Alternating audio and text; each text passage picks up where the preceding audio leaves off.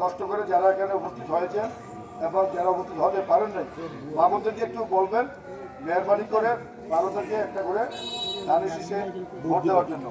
এখানে একটু ব্যতিক্রম কথা বলতে চাই, আমরা এখানে যারা উপস্থিত আছি এর মধ্যে বিশেষ করে বেশিরভাগ মানুষই আমরা তানভীর হুদা সাহেবের পক্ষে মনোনয়ন পাইলে ধানের শীষে অনেকে আমরা খুশি থাকতাম। বিষয়টা এরকম ছিল, বিষয়টা এরকম না, এটা আপনাদের বিষয় না, দলের সিদ্ধান্ত, দল যাকে দিয়েছে এটা আমাদেরকে মেনে নিতে হবে।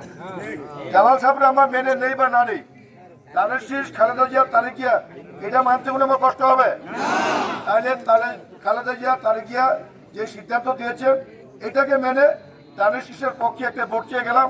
আমাদের রাগ ক্ষোভ কোনো দলাদলি নাই, আমরা ভাই ভাই, আমরা জিয়া পরিবারের লোক, আমরা একত্রে থাকতে চাই, একত্রে বাঁচতে চাই, আমাদের মধ্যে কোনো ভুল বোঝাবুঝির না হয়। আমরা আজকে যেভাবে ভাই ভাইয়ের মতো আমরা একত্রিত হচ্ছি, 12 তারিখের পরে যেন আমাদের বিশেষ করে রাজনীতি ইউনিয়ন ঐক্যবদ্ধভাবে আমরা চলতে পারি এই আশা প্রত্যাশা ব্যক্ত করে বিদায় দিচ্ছি। আসসালামু আলাইকুম ওয়া রাহমাতুল্লাহ।